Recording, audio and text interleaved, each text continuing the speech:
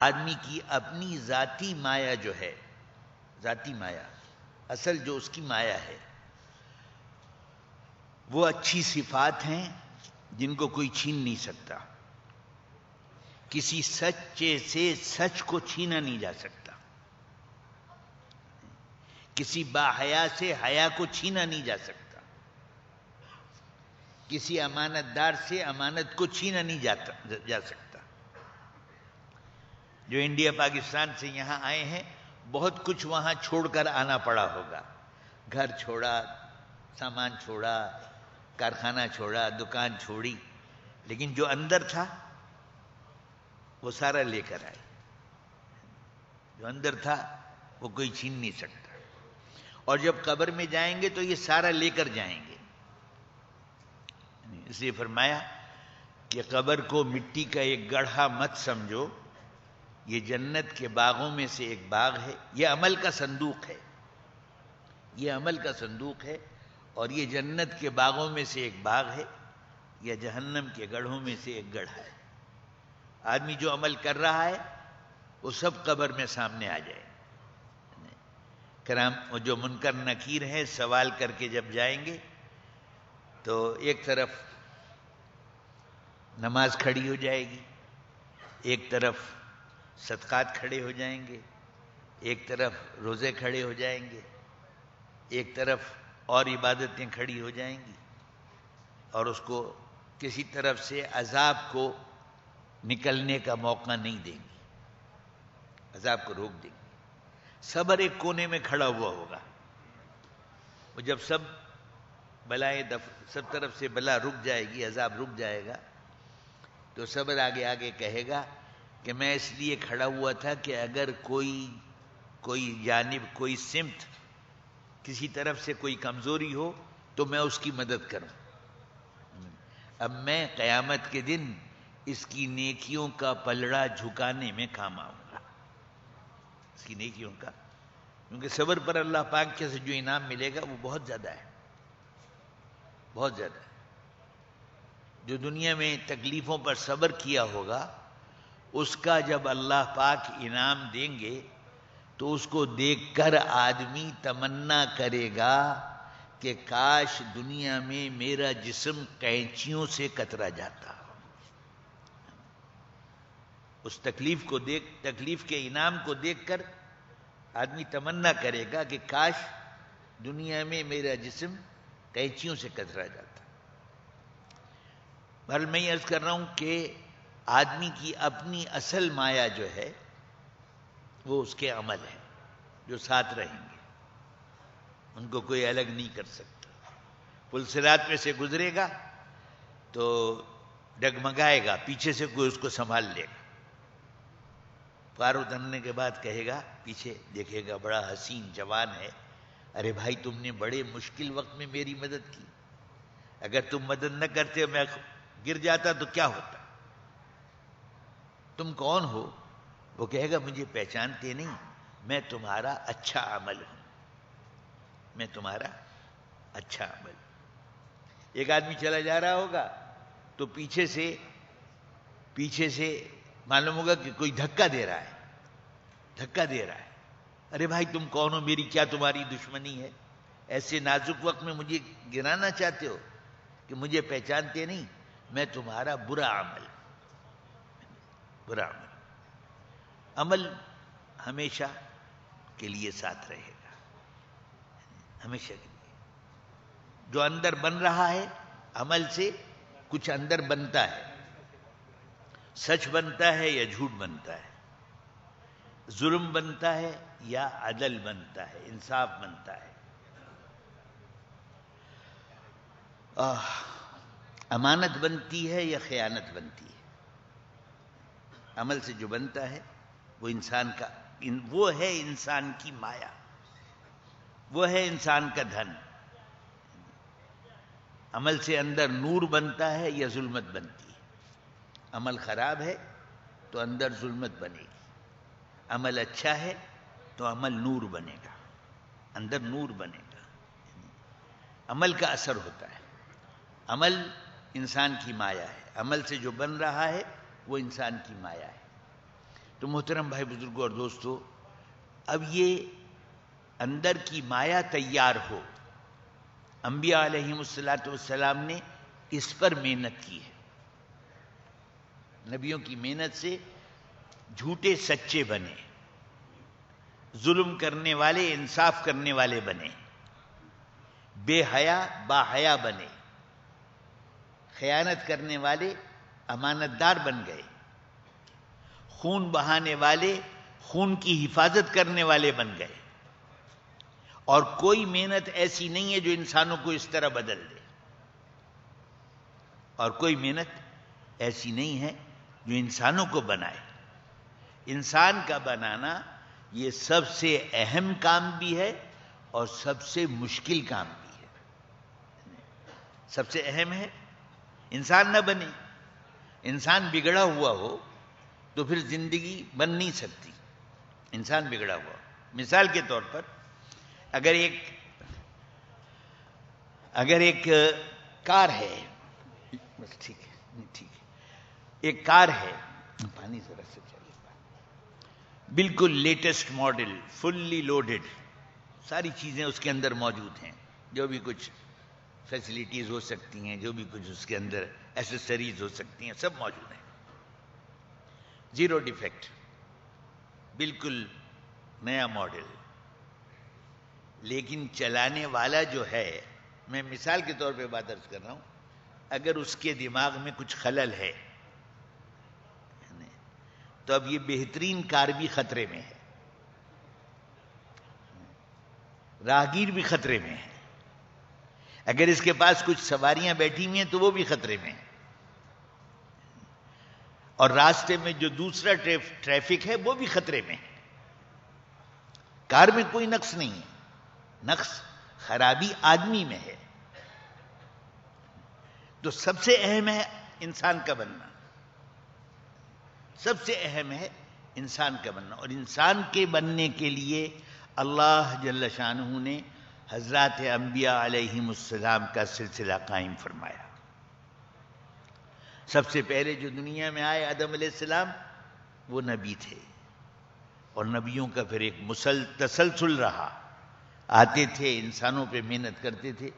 کوئی نبی کارخانوں کی محنت کے لیے، زراعت کی محنت کے لیے، ملک کی محنت کے لیے، چیزوں کی محنت کے لیے نہیں آئے. ہر نبی انسان بنانے کی محنت کے لیے آیا. انسان کا بننا ہے اس کے دل کے یقین کا صحیح بننا، کیونکہ آدمی کی ساری زندگی اس کے یقین کے تابع ہوتی ہے، اس کے یقین کے تابع ہوتی ہے. یقین کا صحیح بننا آدمی کا بننا ہے. جو کچھ نظر آ رہا ہے اس سے زندگی بننے کا تعلق نہیں ہے. زندگی بنانے والا وہ ہے جو نظر نہیں آ رہا، جس نے ماں کے رحم میں 3 اندھیریوں میں ہم کو بنایا ہے. دنیا میں آنے سے پہلے ماں کی چھاتی میں غذا رکھ دی ہے، اور ساری کائنات کو ہمارے لیے مسخر کیا ہے. زمین بھی انسان کی خدمت میں لگی ہوئی ہے، سورج بھی انسان کی خدمت میں ہے، چاند بھی انسان کی خدمت میں ہے، ہوائیں بھی انسان کی خدمت کر رہی ہیں.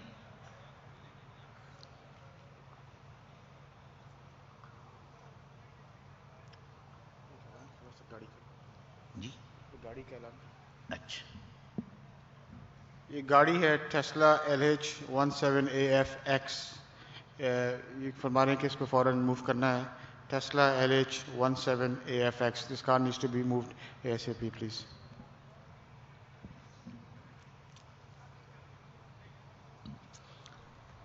جہاں سے ہوتا ہے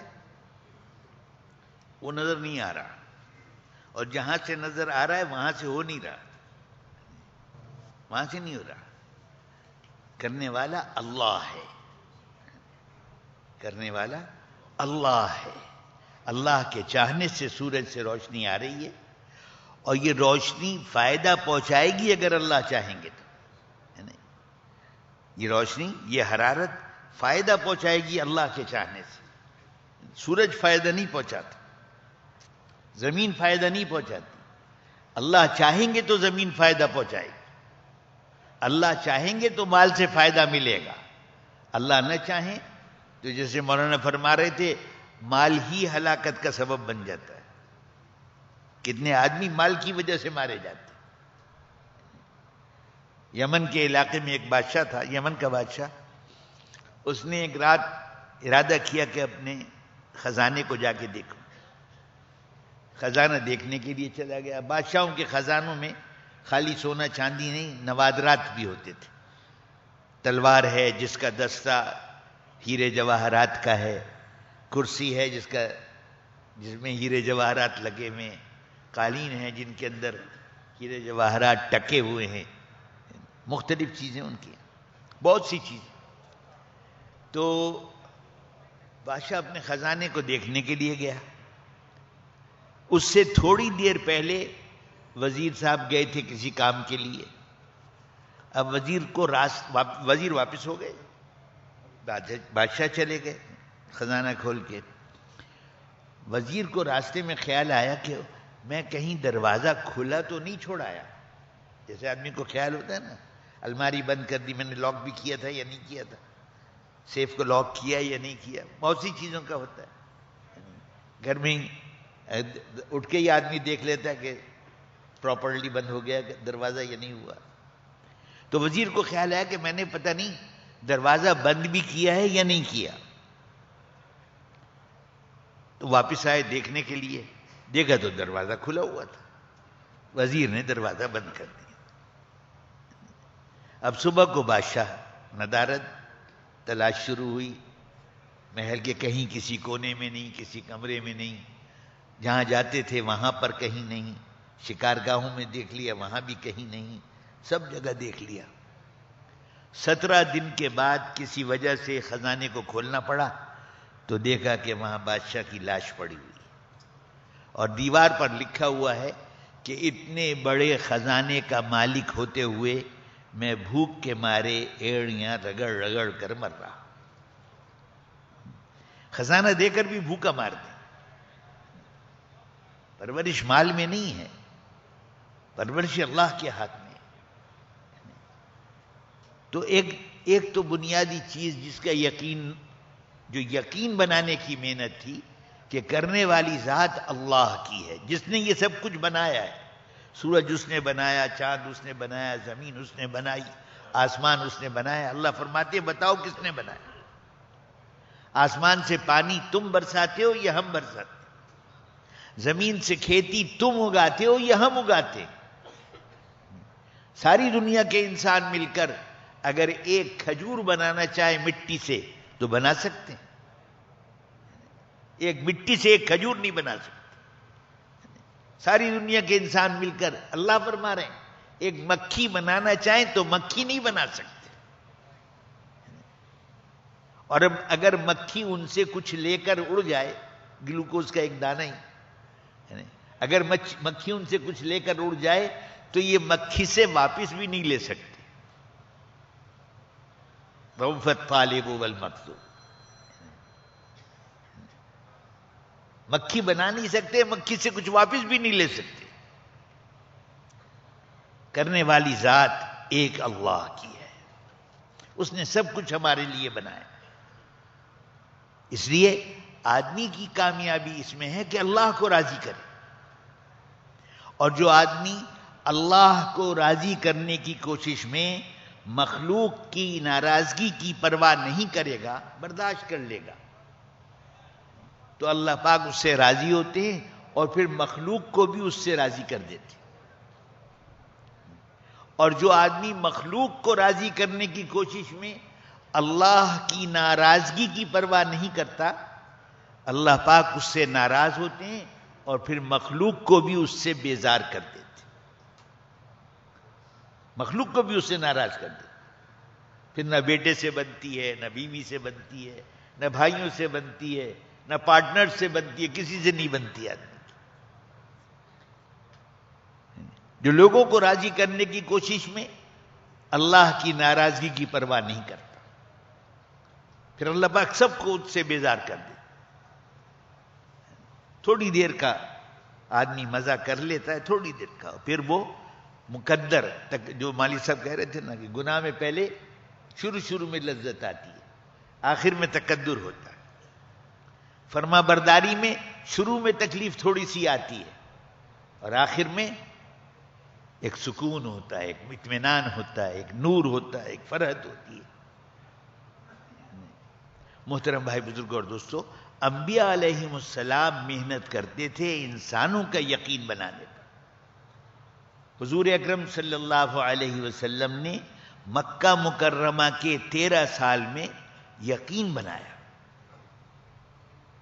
اس میں صبر کرنا پڑتا ہے، صبر کی مشق کرائی.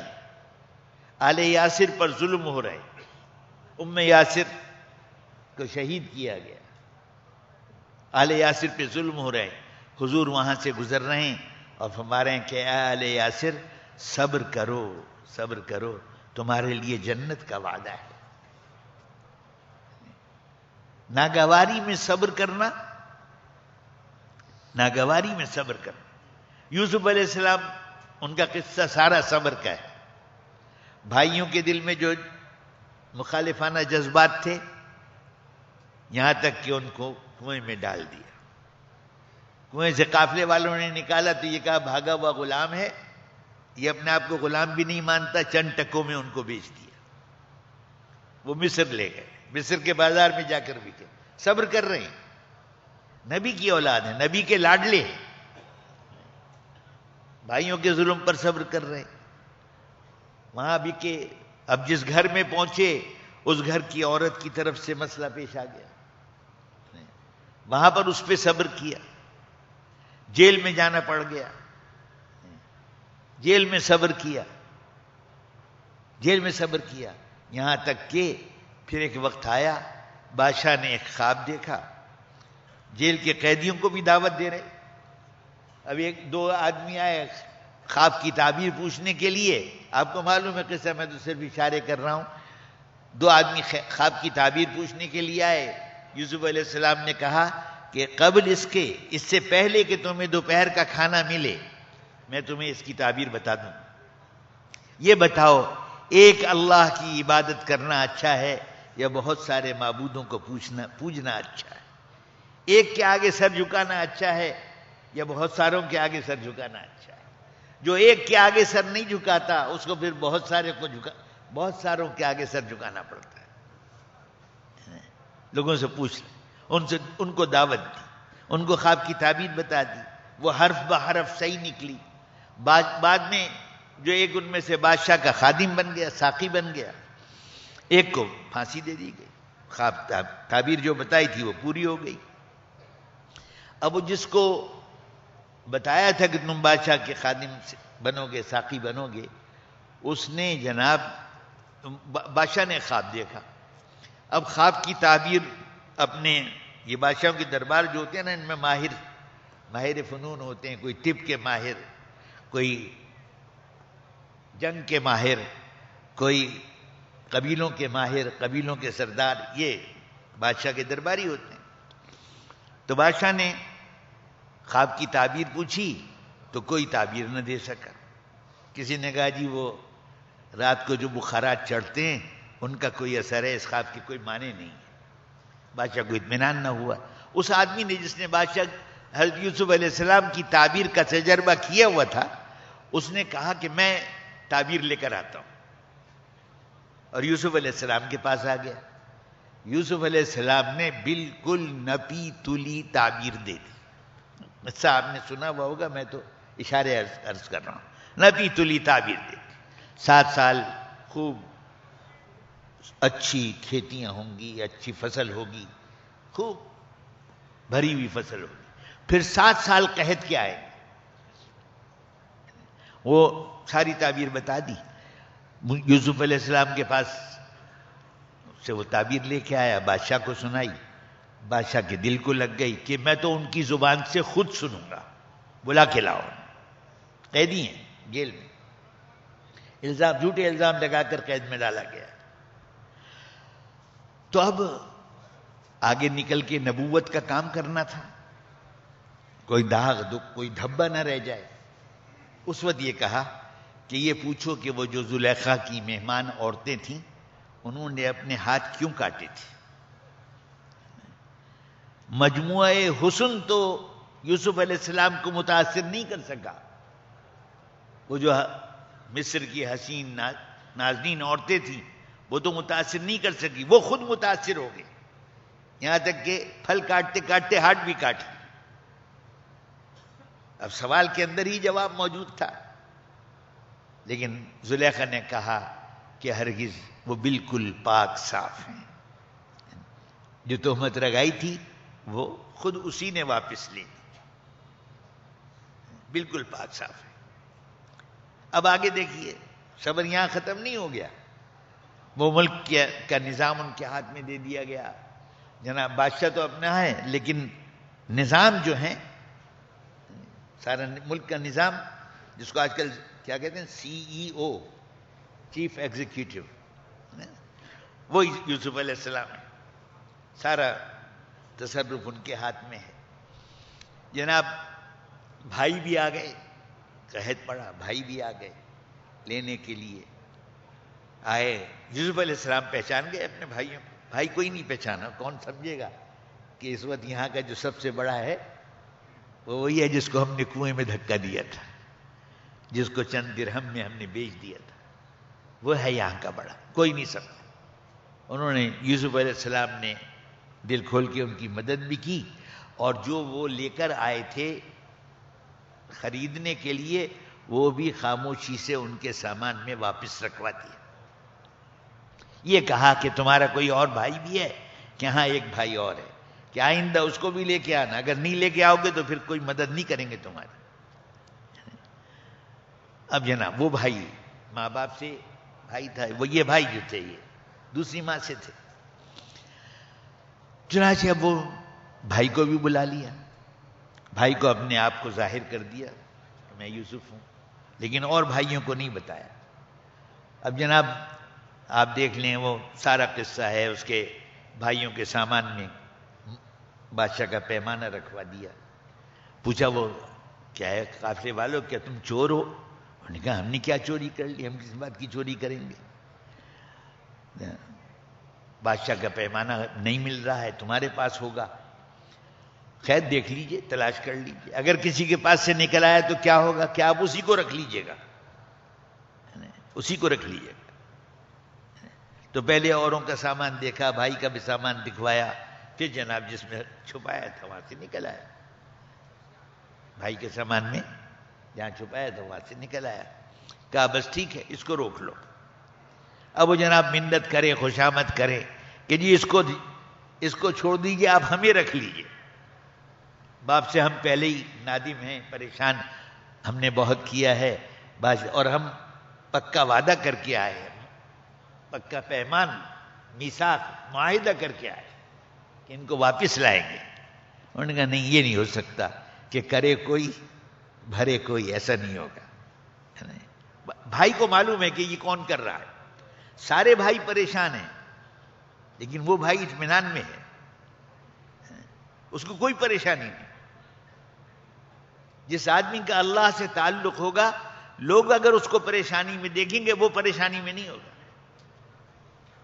معلوم ہوگا کہ اللہ کرا رہے، اللہ کی طرف سے ہے. چنانچہ پھر جناب آگے بھی چلیے، یوسف علیہ السلام صبر کر رہے ہیں. ہاں بھائیوں نے یہ کہا کہ اس کا بھائی بھی ایسا ہی تھا. اب یوسف علیہ السلام پہ بھی ایک چھینٹا لگا دیا کہ ہاں یہ تو ایسا ہے، اس کا بھائی بھی ایسا ہی تھا. یوسف علیہ السلام کے سامنے اتنی جرأت کر لی، وہ اس کو ہی پی گئے، ظاہر نہیں کیا. پھر جناب آگے جا کے والد کو بھی بلا لیا، سارا کنبہ آ گیا، اور وہ جو خواب دیکھا تھا پہلے وہ پورا ہو گیا. اور جناب اللہ پاک آخر میں فرماتے ہیں کہ یہ سب کچھ جیل سے نکال کر ملک کا سارا نظام ہاتھ میں دے دینا، ملک مصر سب سے زیادہ سرسبز و شاداب ملک کا نظام ہاتھ میں دے دینا، یہ کس بات پر ہوا کہ وہ تقوی والے تھے اور صبر والے تھے. تقوی والے تھے اور صبر والے تھے. تقوی پر اللہ پاک وہاں سے دیتے ہیں جہاں سے آدمی کو گمان نہیں ہوتا، اور صبر پر تو اللہ خود ساتھ ہو جاتے ہیں، صبر پر خود ساتھ ہو جاتے ہیں۔ محترم بھائی بزرگ اور دوستو، قرآن پاک میں جو انبیاء علیہم السلام کے واقعات بیان کیے گئے ہیں وہ یقین بنانے کے لیے، اس امت سے قیامت تک دعوت کا کام لینا ہے تو دعوت کے کام میں کیا کیا چیزیں پیش آتی ہیں وہ سنا دیا گیا ہے۔ اس دعوت پر نوح علیہ السلام کے ساتھ کیا ہوا، کیونکہ یقین بدلنے کے لیے جو بنیادی چیز ہے وہ دعوت۔ سارے نبی دعوت لے کر آئے، سارے نبیوں نے اللہ کا تعارف کرایا، سارے نبیوں نے اللہ کا تعارف کرایا، سارے نبیوں نے اللہ سے متاثر کیا۔ آدمی جس چیز کو دیکھتا ہے اس سے متاثر ہو جاتا ہے۔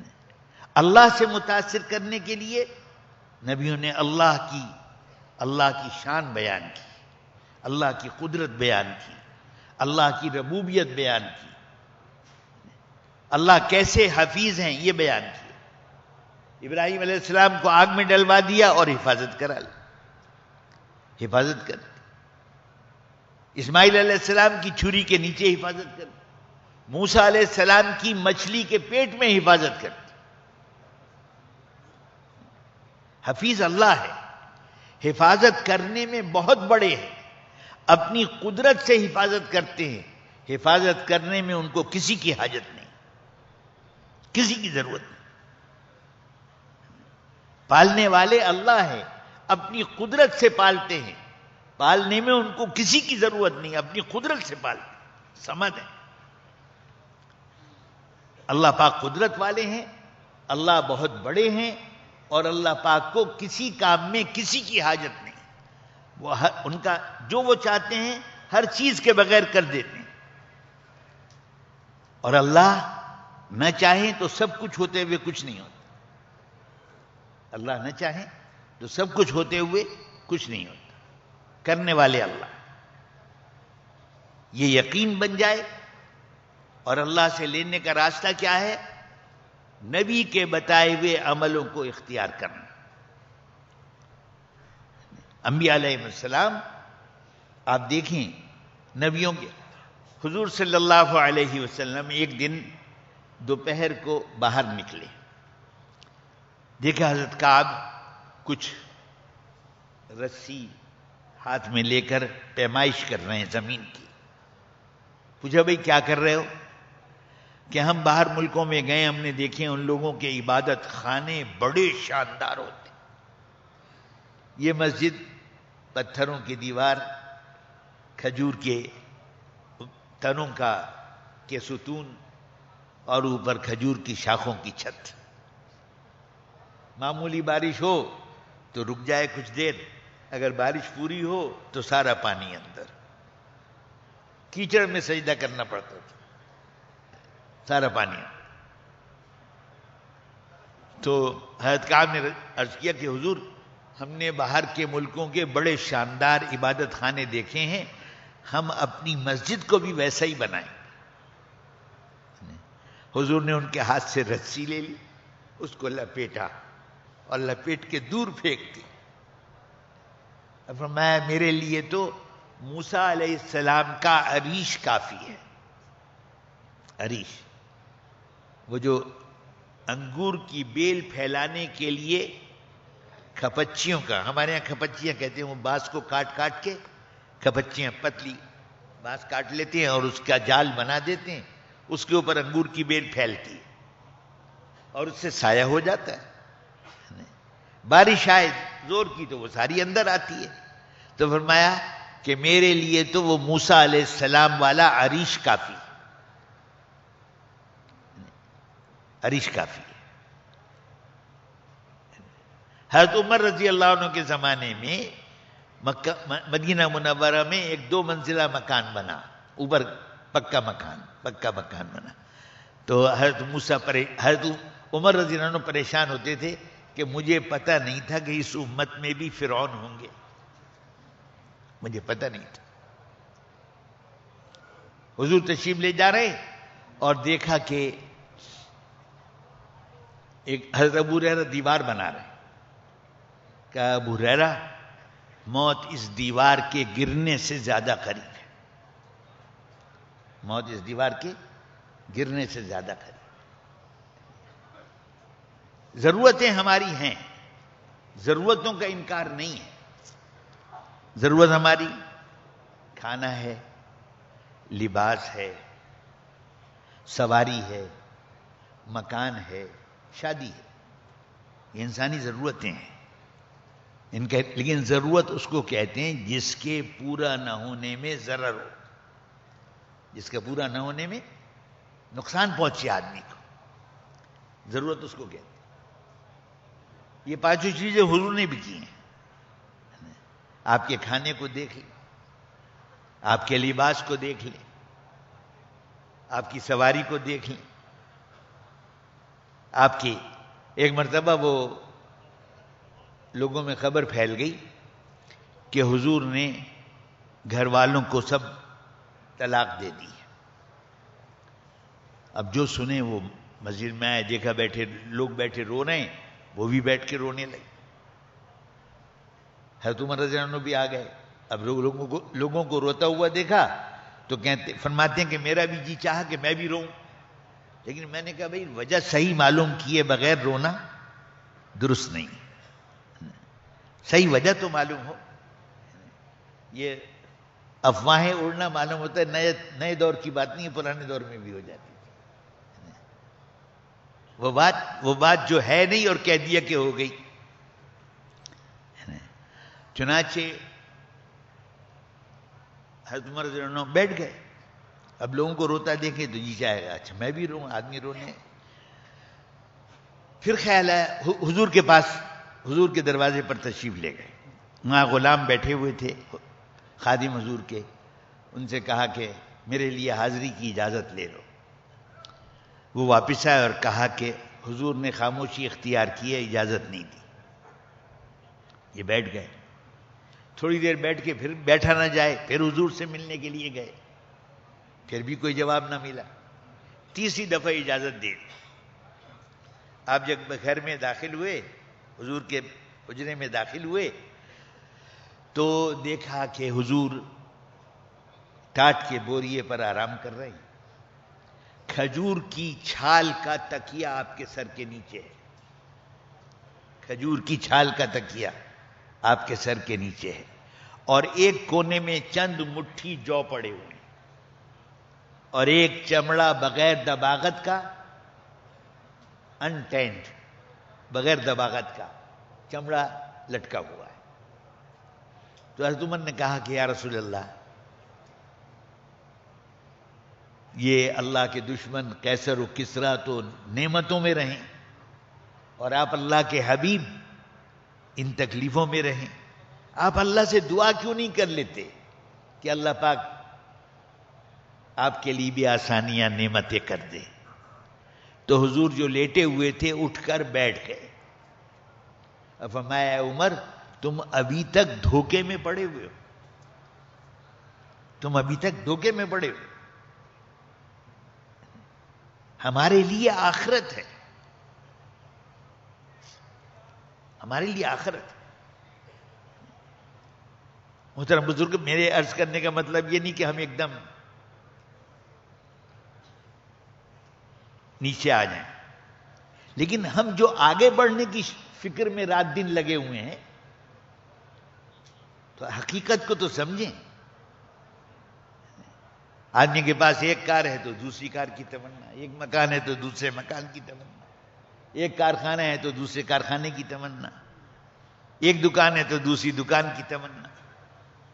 رات دن اس میں جو آگے بڑھنا چاہتے ہیں. اللہ پاک نے، محترم بھائی بزرگ اور دوستو، یہ ذرا سوچنے کی بات ہے. میں جو بات عرض کر رہا ہوں سوچنے کی بات ہے. کھانا زندگی کے لیے، لباس زندگی کے لیے، مکان زندگی کے لیے، سواری زندگی کے لیے، شادی زندگی کے لیے. زندگی کس کے لیے؟ یہ زندگی کس کے لیے؟ زندگی کھانے کے لیے، یا کھانا زندگی کے لیے؟ دونوں چیزیں تو صحیح نہیں ہو سکتی. زندگی لباس کے لیے یا لباس زندگی کے لیے؟ لباس زندگی کے لیے، کھانا زندگی کے لیے، مکان زندگی کے لیے، لیکن زندگی کھانے، لباس اور مکان کے لیے نہیں ہے.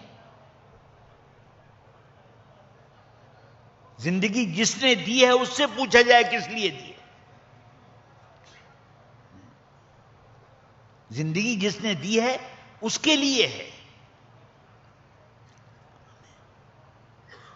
اس کو راضی کرنے کے لیے ہے.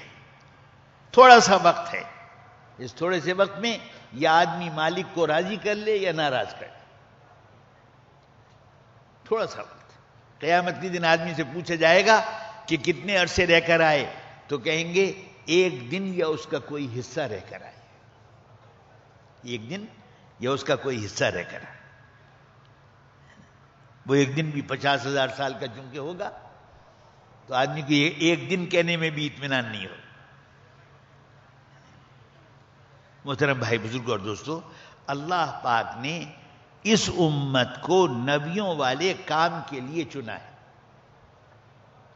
اللہ جل شانہ فرماتے ہیں اعوذ باللہ من الشیطان الرجیم وجاہدوا فی اللہ حق جہادہ هو اجتباکم وما جعل علیکم فی الدین من حرج ملۃ ابیکم ابراہیم هو سماکم المسلمین من قبل وفی ھذا لیکون الرسول شہیدا علیکم وتکونوا شہداء علی الناس. اللہ نے اللہ کے لیے ایسی محنت کرو جیسی محنت کرنے کا حق ہے. ایسی محنت کرو جیسی اللہ کے لیے محنت کرنے کا حق ہے. اس نے تمہیں چنا ہے، تمہارے دین میں تنگی نہیں رکھی. آگے فرماتے ہیں تاکہ جو رسول نے تم کو دیا ہے تم سارے انسانوں کو دو. جو تمہیں رسول سے تمہیں ملا ہے، جو جس چیز کی رسول نے تم پر شہادت پیش کی ہے، تم اس کی شہادت سارے انسانوں پر پیش کرو. قیامت تک کا زمانہ حضور کو دیا گیا اور اللہ پاک نے حضور صلی اللہ علیہ وسلم کو 23 سال کی محنت کے بعد 63 سال کی عمر میں اپنے پاس بلا لیا. لیکن حضور وہ امت بنا کر گئے جس کے ذمہ دین کا کام تھا. وہ امت حضور نے بنائی. جتنی قوت اور جتنا وقت حضور نے لوگوں کو عبادت سکھانے پر، اخلاق سکھانے پر، معاملات سکھانے پر، معاشرت سکھانے پر جتنا وقت حضور نے لگایا، اس سے زیادہ وقت نبیوں والا کام سکھانے پر لگایا. امت کو نبیوں والا کام کرنے والا بنایا. اور خالی یہ نہیں کہ نبیوں والے کام ذمہ داری دی، خالی ذمہ داری نہیں دی، بلکہ نبیوں والے کام پر جو کچھ ملتا ہے اس کی خوشخبری بھی دی. یہ کام کرنے والوں کی دعائیں ایسے قبول ہوں گی جیسے انبیاء علیہ السلام کی قبول. قیامت کے دن ان کے اس امت کے چہروں میں، کام کرنے والوں کے چہروں میں وہ نور ہوگا جو انبیاء علیہ السلام سے ملتا ہوا ہو. جب ان کو حضور کی امت کو بلایا جائے گا تو دوسری امتیں حیرت سے دیکھیں گی، رشک کریں گی، کہیں گی یہ تو نبیوں جیسی شان والے ہیں.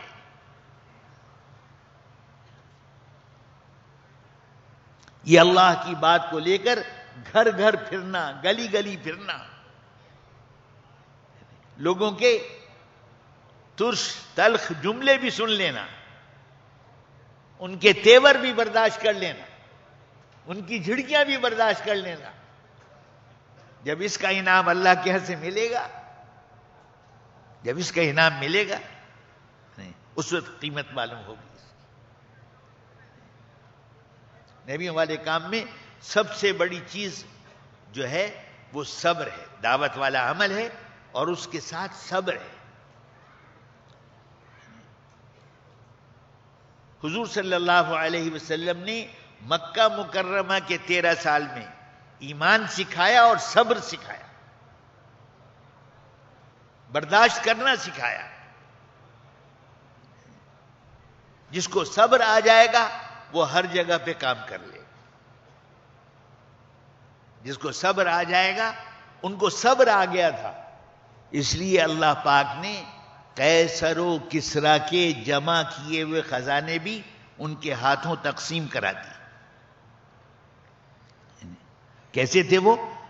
اپنے اوپر ذرا سا نہ لگے، مشک آیا، مشک قیمتی خوشبو ہے، مشک آیا تو ان کا یہ تقسیم کیا جائے، مدینے والوں میں، انصار و مہاجرین میں تقسیم کیا جائے. تو حضرت عمر کی ایک زوجہ نے کہا، ام کلثوم نے، کہ میں اس کو تقسیم کر دیتی ہوں. تو فرمانے لگے ہاں، تقسیم کرنے میں ہاتھ آلودہ ہو جائیں گے، ہاتھوں میں مشک لگ جائے گا، اور تو اپنے بالوں میں ان کو، اپنی انگلیوں کو پھیر لے گی. تو اپنے بالوں میں اپنی انگلیوں کو پھیر لے گی. نہیں نہیں، تجھ سے نہیں تقسیم کرا.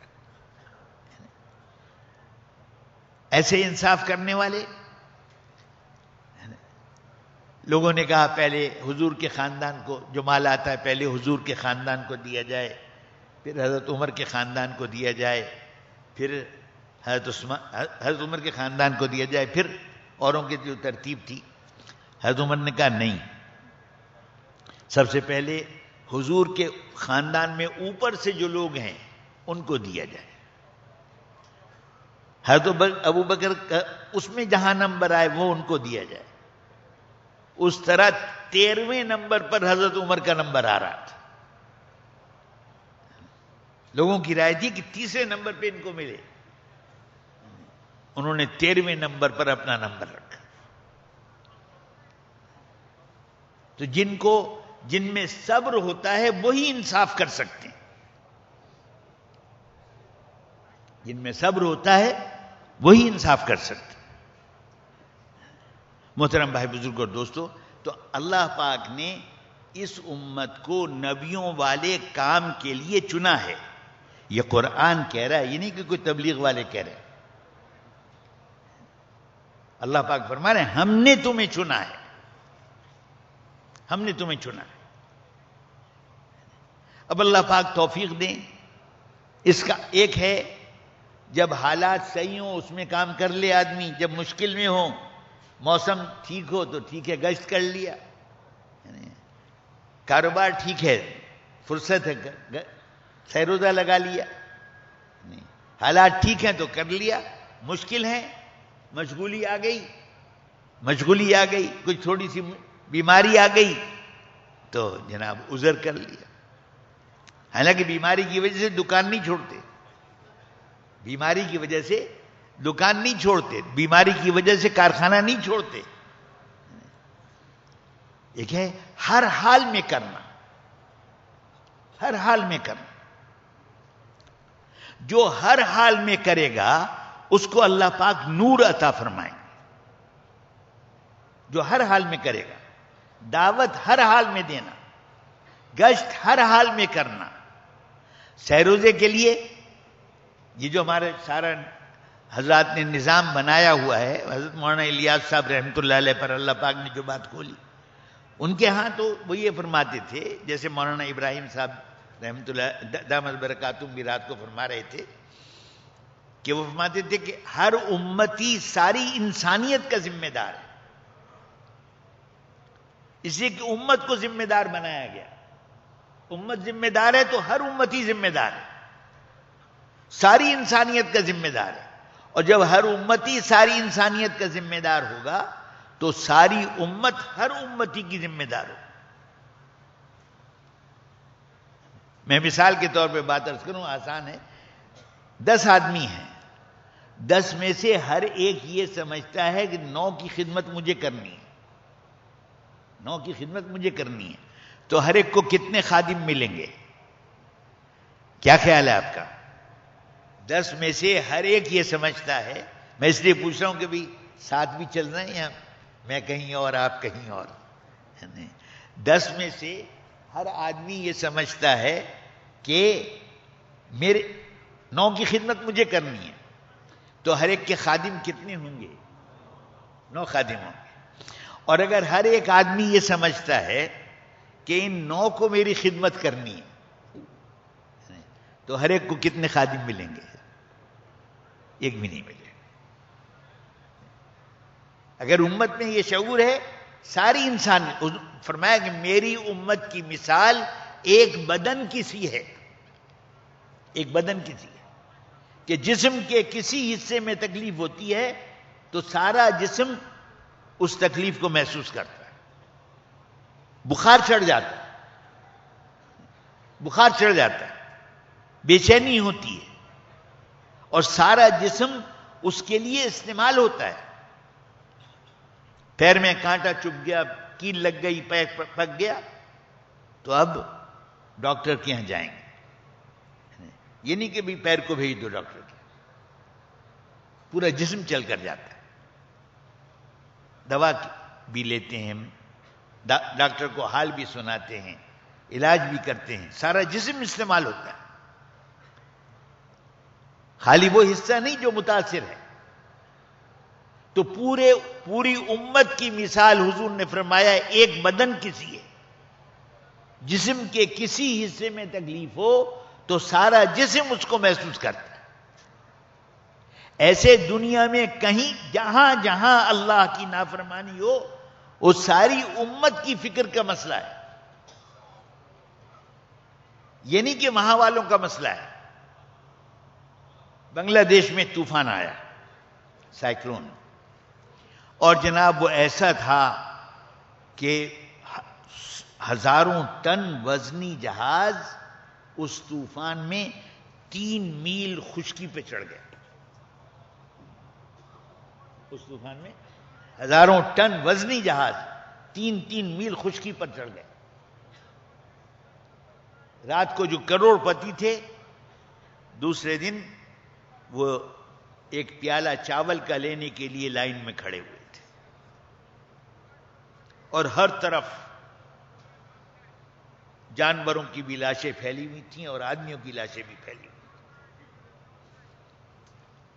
ہمیں حضرات نے یہ فرمایا کہ بھئی جہاں کہیں کوئی مشکل میں امت ہو تو وہاں جا کر وہاں پہنچا جائے، ان کو ان چیزوں میں لگایا جائے جن پر اللہ کی رحمت آتی ہے، ان چیزوں سے نکالا جائے جن پر اللہ پاک کی ناراضگی ہوتی ہے.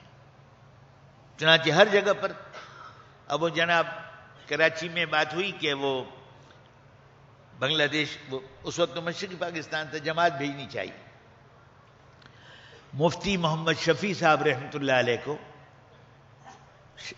مکی مسجد میں عرض کیا کہ جی لوگوں کو جمع کیا ہے اور آپ ان کو ترغیب دے کر بنگلہ دیش مشرقی پاکستان جانے کے لیے تیار کریں. تو مفتی صاحب نے جو اس میں بیان فرمایا وہ یہ فرمایا کہ دیکھو جو بنگلہ دیش میں ہوا ہے وہ صرف وہاں والوں کے قصور پر نہیں ہوا. یہ تو بدن میں اگر فاسد مادہ ہو، بدن میں اگر خراب مادہ موجود ہے تو کبھی وہ بغل میں نکلے گا، کبھی کندھے پہ نکلے گا، کبھی ٹانگ پہ نکلے گا، کبھی گدی پہ نکلے گا. وہ خراب مادہ ہے جو کہیں ظاہر ہو رہا ہے. تو یہ جو حالات آئے ہیں یہ وہاں والوں کے عملوں پر نہیں ہیں بلکہ پوری امت کا حال ہے. اس لیے ان کی مصیبت سمجھ کے نہ جاؤ، اپنی مصیبت سمجھ کر جاؤ. یہ ساری امت کا معاملہ اللہ پاک کے ہاں ایک ہے. یہ جغرافیائی تقسیم اور جناب سیاسی تقسیم، اس سے امت تقسیم نہیں ہوتی. قبائل کی تقسیم، زبانوں کی تقسیم، رنگ کی تقسیم، کانٹیننٹس کی، بر اعظموں کی تقسیم، اس سے امت تقسیم نہیں ہوتی. ساری امت ایک بدن کی طرح ہے. ساری امت. اب ساری امت کو سنبھالنے کے لیے، اور محترم بھائی دوستو، جب برائیاں عام ہو جائیں، جب منکرات عام ہو جائیں، منکرات وہ جن چیزوں سے منع کیا گیا عام ہو جائیں، تو اس وقت اگر میں اللہ کرے کہ بات سمجھ میں آ جائے ایک ایک منکر کو مٹانے کے لیے ہزاروں جانیں بھی دے دی جائیں تو ایک منکر مٹانا بھی آسان نہیں. ایک ایک منکر کو مٹانے کے لیے ہزاروں جانیں بھی دے دی جائیں تو ایک منکر کا مٹانا بھی آسان نہیں. ایسے وقت میں نبیوں والے طریقے پر محنت کی ضرورت ہے. ایمان کی بنیاد بنائی جائے. آدمی کی سمجھ میں یہ بات آ جائے کہ میری کامیابی اللہ کا حکم ماننے میں ہے, حضور کے طریقے پر چلنے میں ہے, اور اللہ کا حکم چھوڑ کر, حضور کے طریقے کو چھوڑ کر جو کچھ بھی کروں گا اس سے مشکلات حل نہیں ہوں. کامیابی اللہ پاک کا حکم ماننے میں, یہ یقین کی بنیاد بنے گی, پھر آدمی کی زندگی کا رخ صحیح ہوگا. زندگی کا, اور یقین بنے گا دعوت سے. یقین کے لیے ذریعہ دعوت ہے. سارے نبی دعوت لے کر آئے. اس کام کے ذریعے جو بات مطلوب ہے, ہر امتی مال والا ہو یا بے مال کے ہو, علم والا ہو یا بغیر علم کے ہو, علم والا ہو یا بغیر علم کے ہو, پڑھا لکھا ہو ان پڑھ ہو, مرد ہو عورت ہو, جوان ہو بوڑھا ہو, صحت مند ہو بیمار ہو, ہر امتی کی سمجھ میں یہ بات آ جائے, امت کے بچے بچے کی سمجھ میں یہ بات آ جائے کہ ساری انسانیت کی ذمہ داری ہمارے اوپر ہے.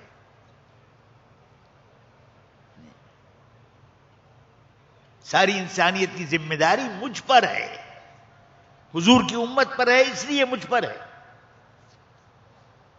ہر فرد امت کے ذہن میں یہ بات آ جائے, بات پھر مشکل نہیں ہے. دیکھیے بھائی, ساری دنیا کی نیت, ساری انسانیت کی نیت کر لینا کوئی مشکل ہے؟ بھائی حضور صلی اللہ علیہ وسلم کو قیامت تک کا زمانہ دیا گیا. ہر رنگ, ہر قوم, ہر ملک, ہر علاقے کے آدمی آپ کی امت میں ہیں. آپ تو سب کے پاس تشریف نہیں لے گئے.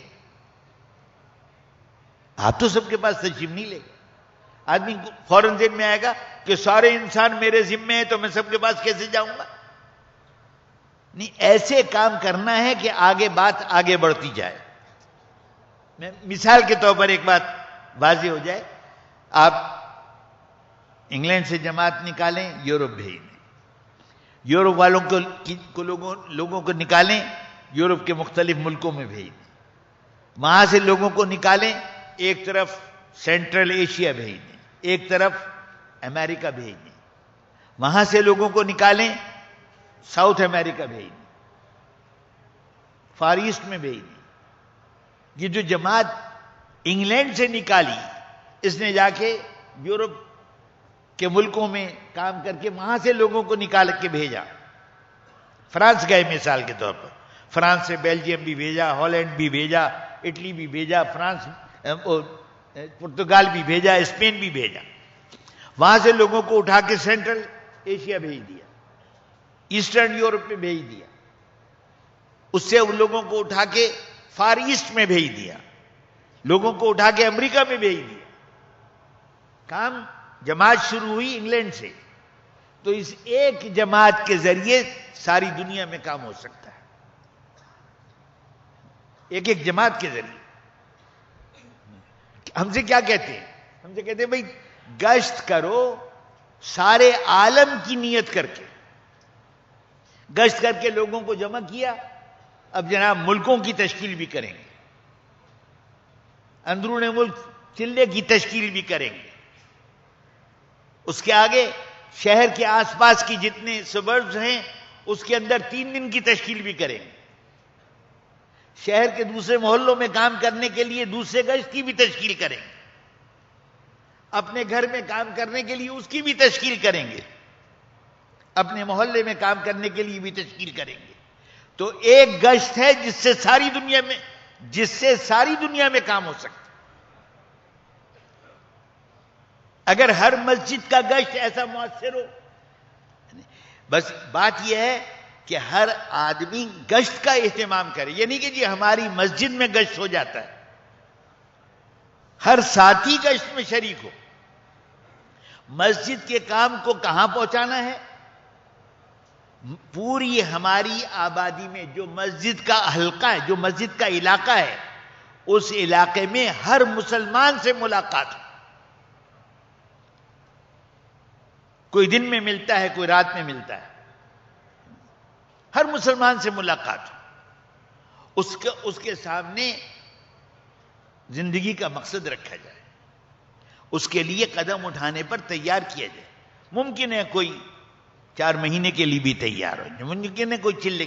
لوگوں کے رشتہ دار ہوتے ہیں، لوگوں کو واقفیت ہوتی ہے، سب اجنبی نہیں ہوتے. کسی نے باپ سے وعدہ کیا ہوا ہے، کسی نے چچا سے وعدہ کیا ہوا ہے، اور کہتے ہیں اچھا جی میں تیار ہوں. ممکن ہے 3 دن کے لیے تیار ہو جائیں، نہیں تو مسجد میں وقت دینے کے لیے تیار ہو جائیں. سب سے آخری بات یہ کہ نماز با جماعت پڑھنے کے لیے مسجد میں آنے پر تیار کر لیے. لیکن اس کے لیے 100% آبادی سے ملنا ہوگا.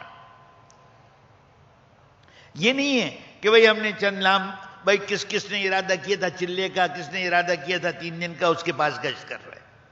کون پہلے ہو کے آیا اس کے پاس گشت کر رہے ہیں. ہر آدمی سے ملنا. ایک گھر میں اگر 3 فرد رہتے ہیں، ایک وقت میں ایک ملتا ہے، تو دوسرے 2 افراد سے ملنے کے لیے پھر جائیں. 15-20 دن میں تو ہر آدمی سے ایک دفعہ ملاقات ہو جائے. یہ جب ہوگا جب ہر آدمی گشت کو اپنے ذمے سمجھے.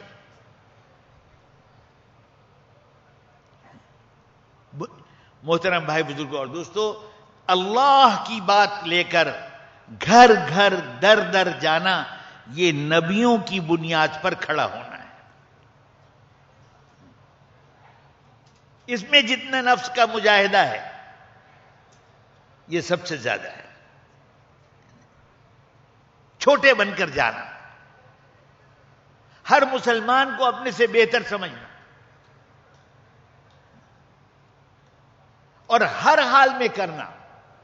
راحت ہو تب بھی کرنا، راحت نہ ہو تب بھی کرنا، خوشی میں بھی کرنا، غم میں بھی کرنا، صحت میں بھی کرنا، بیماری میں بھی کرنا، فرصت میں بھی کرنا، مشغولی میں بھی کرنا. اور اپنی مسجد سے یعنی 100% کو ہم 3 دن کے لیے نکالیں. 3 دن جس کے صحیح لگ جائیں گے اس کی سمجھ میں آ جائے گا کہ مجھے کتنا کرنا چاہیے. وہ دعوت کے لیے گشت کرے گا، بیان میں بیٹھے گا، تعلیم کرے گا، تعلیم کرائے گا. اب اس سے بات کرائیں گے، وہ 6 نمبر سیکھے گا، جب خدمت سیکھے گا. جب 3 دن صحیح طریقے سے گزریں گے تو پھر وہ سمجھ میں آئے گا کہ بھئی مجھے چلہ لگانا چاہیے، مجھے 3 چلے لگانے چاہیے. جس رفتار سے اب 3 چلے کے لیے لوگ نکل رہے نا، اس سے بہت زیادہ رفتار ہو جائے گی. اس کی صورت کیا؟ مثال کے طور پر کم سے کم اگر ایک مسجد میں 30 آدمی ہیں پرانے، تو یہ نہیں کہ یہ 10 مل کر 3 جماعتیں نکل جائیں، بلکہ 30 میں سے ہر 2 پرانے ساتھیوں کے ساتھ ایک پوری جماعت بنائی جائے. 2 پرانے 8 نئے، 8-10 نئے، 2 پرانے ساتھی. وہ محنت کر کے ان کو کام سکھائیں، کام کرنے والا بنائیں. پھر دوسرے 2 ساتھیوں کے ساتھ پھر جماعت. اگر 30 آدمی ہیں تو مہینے میں 15 جماعتیں نکل سکتی ہیں. ایک صورت یہ کہ بھئی 30 آدمی ہیں تو 10-15 پرانوں کی ایک جماعت چلی گئی. ایک مہینے کوئی چلے گئے، دوسرے مہینے کوئی چلے گئے. ہاں جی 5 کام میں سیروزہ ہماری مسجد میں ہوتا ہے. وہ سیروزہ مسجد کا نہیں ہے، وہ سیروزہ ہر آدمی کا ہے، ہر آدمی کا ہے. اگر ہمیں اس طرح ہر آدمی کو نکالنا ہے اور ہر ایک کو مسجد میں لانا ہے تو پھر یہ ہم سے کہا جا رہا ہے 2.5 گھنٹے لگاؤ، ہم کہیں گے یہ 2.5 گھنٹے کم ہے، یہ 2.5 گھنٹے کم ہے. کوئی 4 گھنٹے لگائے گا، کوئی 6 گھنٹے لگائے گا. محترم بھائی بزرگ اور دوستو، امت کا وقت سب کے پاس ہے.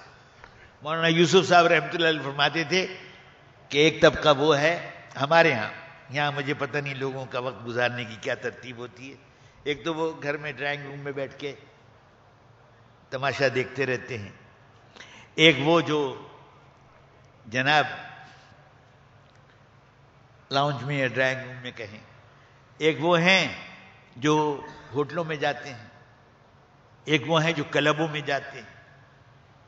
ان سے نیچے کے طبقے کے لوگ ہیں وہ چائے خانوں پہ بیٹھے رہتے ہیں، ہمارے یہاں پان کی دکانوں پہ بیٹھے رہتے ہیں. وقت سب کے پاس ہے بھائی. کاروبار کا وقت 8 گھنٹے، سونے کا وقت 8 گھنٹے لگا لیجیے. 8 گھنٹے ضروریات کے سونے کے، 8 گھنٹے تو ہر آدمی کے پاس نکل سکتے.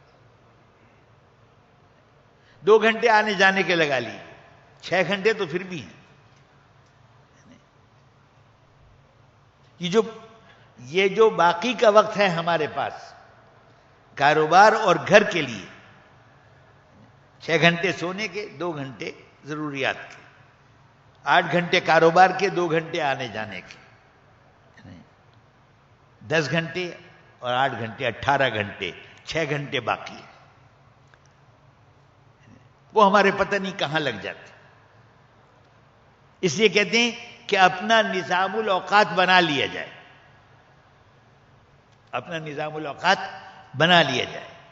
جو وقت دعوت کے لیے رکھا جائے، جو دعوت کے لیے سب سے زیادہ مناسب وقت ہے وہ دعوت کے لیے رکھا جائے. جو تعلیم کے لیے زیادہ مناسب وقت ہے وہ تعلیم کے لیے رکھا جائے. جو ذکر کے لیے زیادہ مناسب وقت ہے وہ ذکر کے لیے رکھا جائے. سارے کام ہو سکتے ہیں.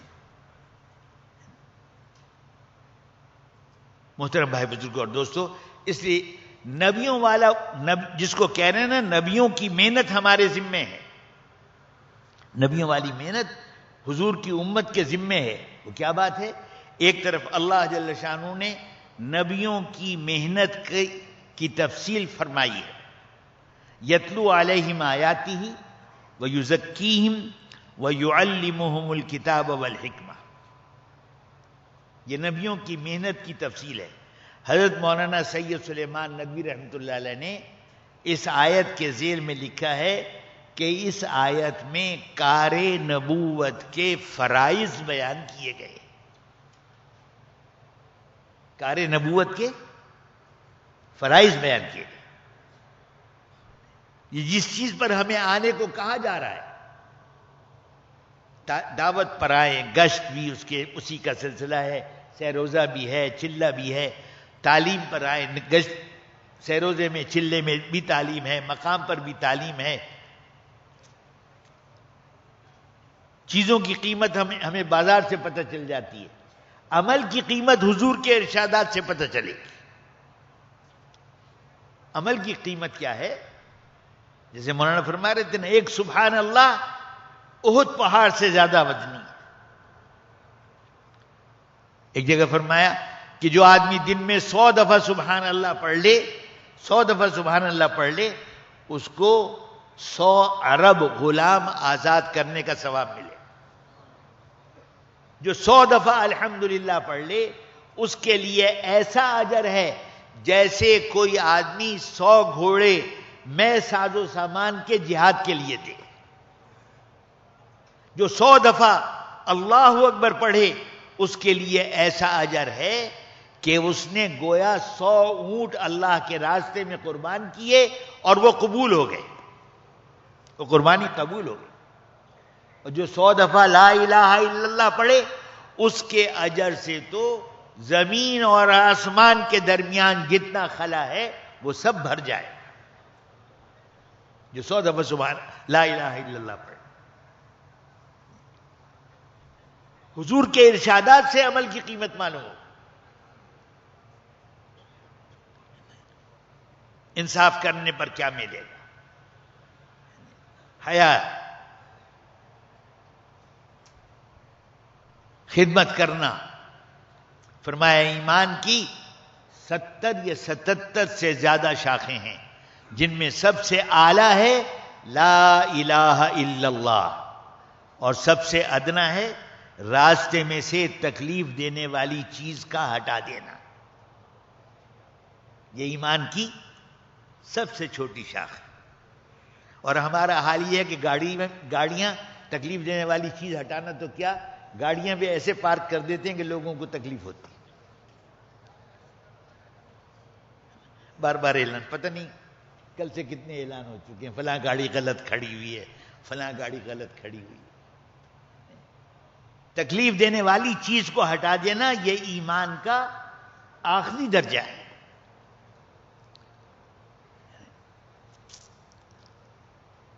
محترم بھائی بزرگوں اور دوستو، حضور صلی اللہ علیہ وسلم کار نبوت، نبی والی محنت اس امت کے ذمے ہے، اس کی یہ سب شاخیں ہیں۔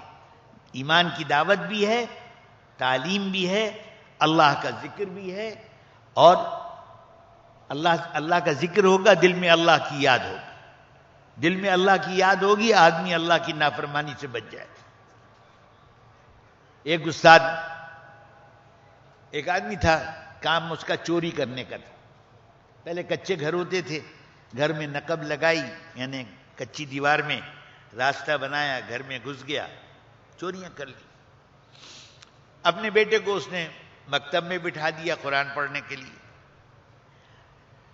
جب اس کو اپنے کام میں مدد کی ضرورت محسوس ہوئی تو قاری صاحب کے پاس گیا کہ جناب میرا بیٹا مجھے واپس کر دیجیے، مجھے کام میں ضرورت ہے۔ قاری صاحب نے سمجھایا بجھایا لیکن نہ مانا، زبردستی کر کے بیٹے کو لے آیا۔ اب بیٹے سے کہا کہ دیکھو وہ رات کو فلاں جگہ پہ نقب لگانی، رات کو کہا والا جگہ چلتے ہیں، تم یہاں کھڑے ہو جاؤ، اگر کسی کو آتا ہوا دیکھو، کوئی آہٹ سنو تو مجھے اس طرح اشارہ کر دینا۔ جو اشارہ اس نے مقرر کیا، کیا آواز، کیا رنگ، کیا اشارہ، مجھے اشارہ کر دینا اور پھر میں بھاگوں گا، میرے پیچھے تم بھی بھاگ پڑنا۔ چنانچہ جب وہ نقب لگاتے لگاتے بالکل اس ایسی جگہ پر پہنچ گیا کہ اب اندر کا راستہ بن جائے گا، دیواریں موٹی مٹی کی ہوتی، تو اس نے لڑکے نے وہ اشارہ کر دیا، اس اشارے پر وہ خود بھی بھاگ لیا اور لڑکا بھی پیچھے پیچھے بھاگا۔ تھوڑی دور چلنے کے بعد اس نے لڑکے سے کہا کہ بھئی معلوم ہوتا ہے تجھے کچھ غلط فہمی ہو گئی، اگر کوئی آ رہا ہوتا ہے تو پھر شور مچ جاتا ہے، کوئی پیچھے آ رہا ہوتا تو شور مچاتا، وہ چور چور کر کے لوگ آواز لگاتے، کوئی آواز نہیں پیدا ہوئی، معلوم ہوتا ہے تجھے یوں ہی خوف آ گیا اور کوئی غلط فہمی ہو گئی، تم غلط سمجھے۔ تو کون تھا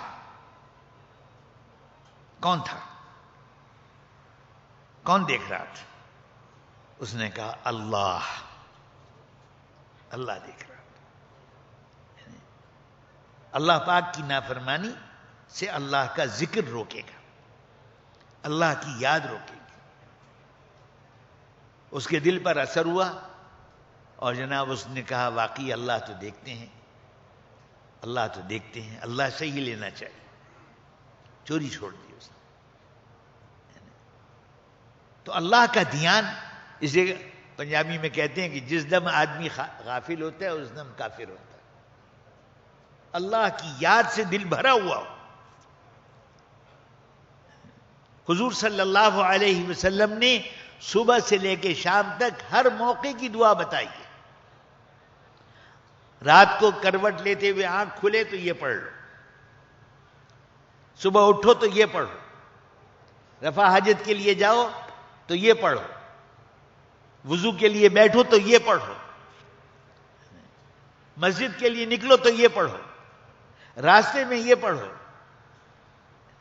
کوئی موقع ایسا نہیں ہے جس کے لیے حضور نے ذکر نہ بتایا،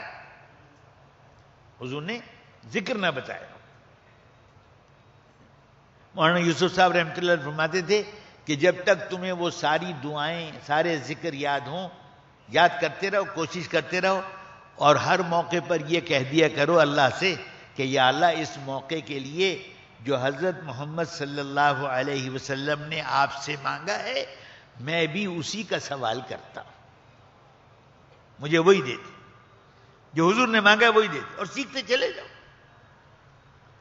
تہجد کی دعائیں الگ ہیں، مسجد میں داخلے کے وقت، مسجد سے نکلتے وقت، گھر میں داخلے کے وقت، گھر سے نکلتے وقت آدمی کہے بسم اللہ توکلت علی اللہ ولا حول ولا قوت الا باللہ، فرشتہ کہتا ہے کہ تیری حفاظت کی گئی، تجھے پناہ دی گئی، فتنے سے بچا لیا گیا، امن دیا گیا۔ آدمی ہر وقت کا جو ذکر ہے، آدمی بسم اللہ پڑھ کے داخل ہو گھر میں تو شیطان کو راستہ نہیں ملتا۔ گھر میں بسم اللہ پڑھ کے داخل ہو، دروازہ بسم اللہ پڑھ کے بند کرے تو شیطان داخل نہیں ہو سکتا، جن داخل نہیں ہو سکتا۔ جس کام پر بسم اللہ پڑھی جائے گی اس میں برکت ہوگی، اللہ کے نام کی برکت ہے۔ ہر موقع کا ذکر الگ الگ ہے۔ اب محترم بھائی بزرگ اور دوستو، وہ جو بات ہے نا آدمی کے بننے کی، اس کے لیے عمل تو یہ ہے، اس کے بغیر بنے گا نہیں آدمی۔ دعوت ہے، تعلیم ہے، اللہ کا ذکر ہے، اس کے ساتھ عبادت ہے۔ عبادت نمازوں کے ذریعے اللہ سے لینے والا بنے گا۔ جس کو اللہ سے لینا آ جائے گا وہ مخلوق کے آگے ہاتھ نہیں پھیلائے گا، مخلوق سے توقع بھی نہیں رکھے گا، مخلوق کی طرف للچائی بھی نگاہ سے بھی نہیں دیکھے گا۔ حضور سے پوچھا گیا کہ یا رسول اللہ ایسی بات بتا دیجئے کہ میں لوگوں کا بھی محبوب بن جاؤں، اللہ کا بھی محبوب بن جاؤں۔ حضور نے فرمایا کہ جو لوگوں کے پاس ہے اس سے بے رغبت بن جاؤ، اس کی رغبت دل سے نکال دو، لوگوں کے محبوب بن جاؤ، اور جو دنیا میں پھیلا ہوا ہے اس کی رغبت نکال دو، اللہ کے محبوب بن جاؤ۔ اللہ سے لینا ہے، اللہ سے لینا ہے۔ نماز اگر ہماری دعوت کے ساتھ ایمان بنا، تعلیم کے ساتھ نماز کی تفصیل اور اس کی قیمت معلوم کی، سجدہ کتنا قیمتی ہے، اللہ اکبر کتنا قیمتی ہے، رکوع کتنا قیمتی ہے، نماز میں تلاوت کتنی قیمتی ہے، سورہ فاتحہ کا پڑھنا کتنا قیمتی ہے، حضور نے سب چیزیں بتائی، ان کی قیمت معلوم کی، اور پھر ذکر کے ذریعے اللہ کا دھیان بنایا۔ ذکر کے ذریعے دیکھو بھائی دوستو، ایک دھیان چیزوں کو دیکھ کر آتا ہے۔ ہم نے شیر دیکھا، جب شیر کا نام آیا شیر دھیان میں آ گیا۔ بگ بین دیکھا، جب بگ بین کا نام آیا بگ بین دھیان میں آ گیا۔ جہاز میں بیٹھے، جہاز کا نام آیا، جہاز دھیان میں آ گیا۔ اللہ کا دھیان کیسے آئے؟ اللہ کا دھیان پیدا ہونے کے لیے اللہ کا ذکر ہے۔ سبحان اللہ، اللہ ہر نقص سے پاک ہے، الحمدللہ، ساری خوبیاں، سارے کمالات جہاں بھی نظر آئیں سب اللہ کے ہیں۔ لا الہ الا اللہ، جب اللہ ایسے ہیں کہ سارے کمالات، ساری خوبیاں ان کی ذات میں ہیں، نقص کوئی نہیں ہے، تو ہم اللہ ہی سے دل لگائیں گے، اللہ ہی سے محبت کریں گے، اللہ ہی کے آگے سر جھکائیں گے، اللہ ہی کی بندگی کریں گے۔ اللہ اکبر، جو کچھ ہم نے اللہ کے بارے میں سوچا اللہ اس سے بہت بڑا۔ اب جو آدمی 100 دفعہ اس کلمے کو پڑھ لے گا، کل کر دیکھ لیجیے، کرنے والے سمجھتے ہیں، دھیان جما کے پڑھے، کوشش کرے کہ دھیان جمنے لگ جائے، مجاہدہ ہوگا، اس میں مجاہدہ ہوگا، دھیان جما کے پڑھے گا اور ہر حال میں پڑھے گا، ہر حال میں پڑھے گا، پھر اللہ پاک اس کو نور نصیب فرمائیں گے اس کلمے کا، اور جب یہ نور مل جائے گا تو آپ دیکھیے ساری نماز اس کلمے سے بھری ہوئی ہے۔ اللہ اکبر سے نماز شروع ہوتی ہے، سبحانک اللہم و بحمدک، آگے سورہ فاتحہ پڑھی، پھر اللہ اکبر کہہ کے خود تلاوت کی، اللہ اکبر کہہ کے رکوع میں گئے، سمع اللہ لمن حمیدہ کہہ کے رکوع سے اٹھے، پھر اللہ اکبر کہہ کے سجدے میں گئے، رکوع میں تسبیح پڑھی سبحان ربی العظیم، سجدے میں تسبیح پڑھی سبحان ربی الاعلی. یہ ساری نماز اس کلمے سے بھری ہوئی. جس کو دھیان جما کر یہ کلمہ پڑھنا آ گیا، نماز میں اس کا دھیان لگ جائے. اس لیے لیکن دھیان کس کا بنے گا؟ اس کلمے کا نور کس کو ملے گا؟ جو ہر حال میں ذکر کرے گا، صحت میں بھی بیماری میں بھی،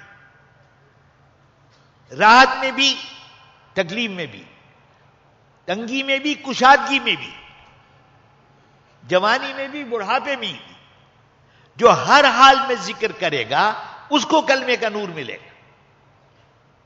جو ہر حال میں تعلیم کرے گا اس کو تعلیم کا نور ملے گا. ایک حال جو اچھا حال ہوتا ہے، فرصت ہے، اطمینان ہے، سکون ہے، صحت ہے، تو کام کر لیا، پریشانی آئی تو چھوٹ گیا، اس سے نور نہیں ملتا. نور جب ملتا ہے جب ہر حال میں کریں،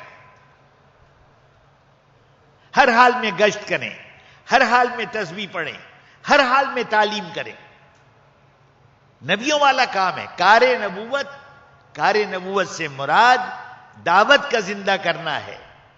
وہ علم جو اللہ کے نبی لے کر آئے، انسانی علم کی جہاں انتہا ہے، نبی کے علم کی ابتدا اس سے آگے ہے. نبی کے اس کے پاس آسمان کا علم، نبی جو علم لے کر آئے وہ آسمان والے کا علم ہے.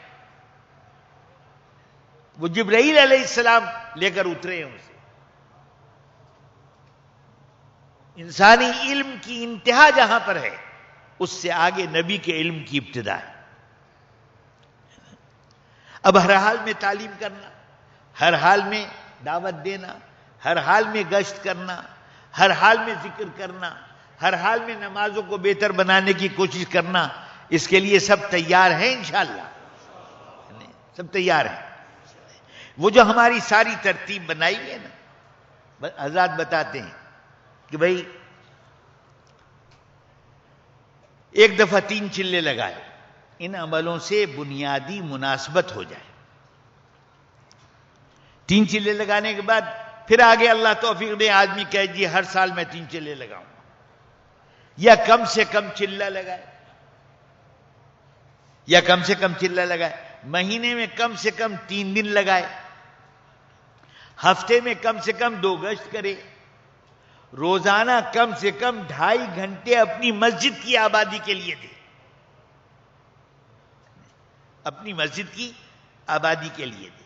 اگر اعلیٰ درجے پہ جائیں تو آدھا وقت مسجد کو دیں، آدھا وقت اپنے گھر کے اور کام کے کاروبار میں دیں.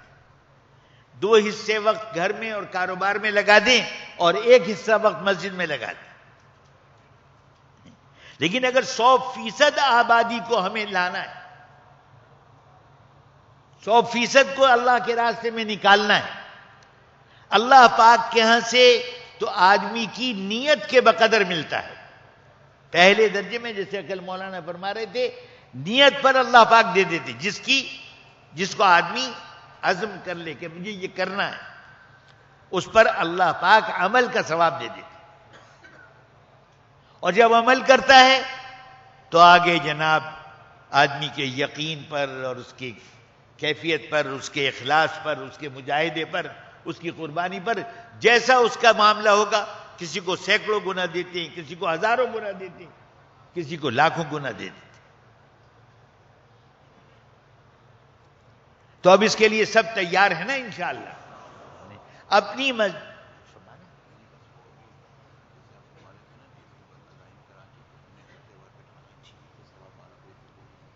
جی ٹھیک. تو محترم بھائی بزرگ اور دوستو، اللہ پاک نے اپنے کرم سے ہمیں توفیق دے دی اور اس کام میں لگ کر کتنی برائیوں سے اللہ پاک نے ہمیں بچا لیا، کتنی تباہیوں سے بچا لیا، کتنی بربادیوں سے اللہ پاک نے ہمیں بچا لیا. یہ اللہ پاک کا ہم پر احسان ہے۔ اللہ جل شانہ فرماتے ہیں کہ ان سے کہیے کہ تم اپنے اسلام کا مجھ پر احسان مت دھرو، یہ تو اللہ کا احسان ہے تم پر کہ تمہیں توفیق دے دی، یہ تو اللہ کا احسان ہے تم پر کہ تم کو توفیق دے دی۔ تو اب اس کے لیے اگر آپ حضرات یہ طے کر لیں کہ صاحب ہمیں ہر آدمی کو مسجد سے جوڑنا ہے، ہر آدمی کو تعلیم میں لانا ہے، ہر آدمی کو سہ روزے کے لیے نکالنا ہے، گشت کے لیے تیار کرنا ہے، مسجد کی 100% آبادی سے ملنا ہے۔ مسجد کی 100% آبادی سے ملیں گے تو جناب 2.5 گھنٹے بھی آپ کو کم معلوم، یقینی طور پہ کم معلوم۔ اور دیکھیے اجر کتنا ہے، ایک آدمی سے بات کی، اللہ نے اس کے دل کو متوجہ کر دیا، اس نے کہا جی میں ٹھیک ہے، اللہ کے حکم کے مطابق زندگی گزارنی چاہیے۔ نماز نہیں پڑھ رہا تھا، نماز پڑھنی شروع کر دی۔ اس کے بعد جناب اللہ کے راستے میں بھی نکلا، اللہ کے راستے میں نکلا تو پھر جذبہ اور بنا، اولاد کو بھی دین پر لگایا، بچوں کو حافظ بنایا، آگے ان کو عالم بنایا، ان کو جناب دین سکھانے پر لگا دیا۔ آگے اس کی نسلوں میں اسلام چلا، اب وہ جتنا اس کی نسل میں اسلام چلے گا، جتنے حافظ بنیں گے، جتنے اس کے اندر عالم بنیں گے، جتنے مدارس بنائیں گے، جتنی مسجدیں بنائیں گے، جتنی وہ زکوٰۃ دے گا، جتنے لوگ ان میں حج کریں گے، اس سب کا ثواب آپ کے اس 10 منٹ میں آ گیا جس میں اس کے دل میں ارادہ پیدا ہو، وہ 10 منٹ میں آ گیا۔ اس سے بڑی کوئی تجارت ہو سکتی ہے؟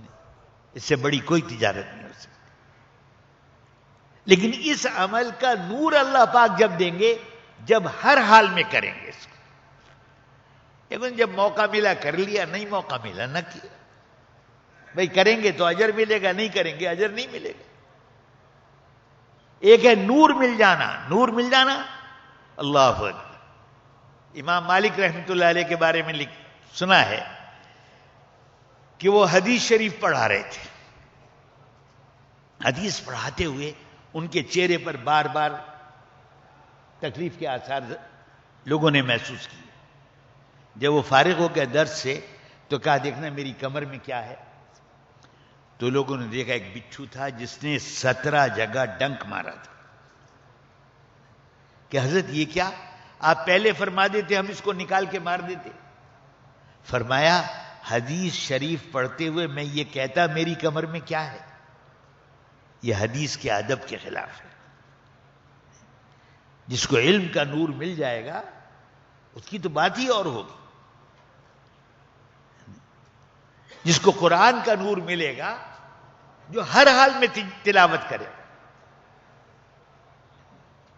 اس کو اللہ پاک نور دیں گے، جو ہر حال میں دعوت دے گا۔ مولانا الیاس صاحب رحمۃ اللہ علیہ فرماتے تھے کہ جتنا بڑا عمل ہوتا ہے اس عمل کی نورانیت حاصل کرنے کے لیے اتنا بڑا مجاہدہ کرنا ہوتا ہے۔ جتنا بڑا عمل ہے اس کی نورانیت اتنے بڑے مجاہدے کے بعد ملتی ہے۔ دعوت تو ساری خیروں کی ماں ہے، ساری خیریں اس سے چلتی ہیں، یقین اس سے بنتا ہے، زندگی اس سے بدلتی ہے، عبادت اس سے قائم ہوتی ہے، معاملات اس سے ٹھیک ہوتے ہیں، اخلاق اس سے سنورتے ہیں، چور جو ہیں امین بن جاتے ہیں، بے حیا با حیا بن جاتے ہیں، خون ریزی کرنے والے خون کی حفاظت کرنے والے بن جاتے ہیں، ظلم کرنے والے انصاف کرنے والے بن جاتے ہیں۔ لیکن اس کی جو نورانیت ہے وہ سب سے لمبا مجاہدہ چاہتی ہے، سب سے لمبا۔ اور اس وقت تک عمل کو صحیح طریقے سے کرنے کی کوشش کرنی ہے کہ اللہ پاک اس کا نور دے دیں۔ نور اللہ پاک کے ایسے مل گیا پھر آپ چھوڑ نہیں سکیں گے، پھر چھوڑ نہیں سکیں گے۔ حضور نے فرمایا اگر تم میرے ایک ہاتھ پر سورج رکھ دو، دوسرے ہاتھ پہ چاند رکھ دو. انہوں نے کہا تھا نا کہ اگر آپ چاہیں ہم عرب کی خوبصورت ترین عورتیں آپ کے پاس جمع کر، عرب کا سب سے مالدار آدمی آپ کو بنا دیں. آپ سرداری چاہتے ہیں، ہم آپ کو سردار مان لیتے ہیں، آپ یہ کام نہ کریں. حضور نے فرمایا تم کیا بات کر رہے ہو؟ حضور کے چچا نے آپ سے جب یہ بات پیش کی، حضور نے فرمایا اگر یہ لوگ میرے ایک ہاتھ پر سورج رکھ دیں، دوسرے ہاتھ پر چاند رکھ دیں، تب بھی میں اس کام سے رکنے والا نہیں. جب نور مل جائے گا تو انشاءاللہ پھر کوئی چیز ہمیں روکے گی نہیں، کوئی چیز نہیں روکے. اب اس کے لیے محترم بھائی بزرگوں، اس کام کو اپنی ذمہ داری سمجھ کر، ایک ہے اجر کی بات، اجر تو ہے ہی، جو ذمہ داری سمجھ کر کے کرے گا اس کا اجر تو بہت زیادہ ہوگا. ذمہ داری سمجھ کر کرنا، پوری اپنی مسجد کی ترتیب بنانا، 100% آبادی سے ملنا، ان کو مسجد میں آنے کے لیے تیار کرنا، ہر ایک کی سہروزہ جماعت بنانا، ایک آدمی یا 2 آدمی پرانے ہوں اور باقی جماعت نئے لوگوں کی لے کے نکلیں تاکہ وہ کام کے قریب آئیں، کام سمجھیں.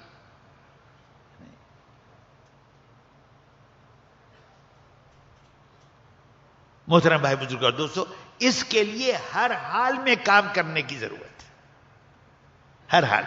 ہر حال میں کرنے کے لیے کون کون تیار ہے؟ اللہ پاک سب کو قبول فرمائے، اس نیت کو قبول فرمائے. اللہ پاک عمل کی بھی توفیق عطا فرمائے. اب اس کی ضرورت ہے کہ ترتیب بنا لیجیے. ماشاءاللہ نام آئے بھی ہیں، 3 چلے کے لیے بھی نقد جماعتیں بھی پیش ہوئی ہیں، چلے کی بھی جماعتیں بن رہی ہیں، اللہ کے فضل سے جماعتیں بن کے بھی آئی ہیں.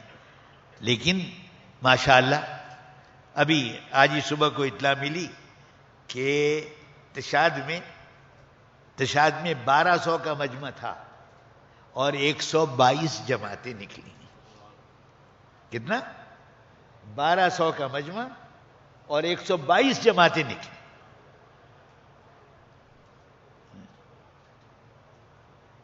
تو ماشاءاللہ یہ کتنا مجمع ہے. آدمی یہ کہے گا کہ ذرا سا میرا یہ کام ہے، میں کر کے پھر نکلوں گا.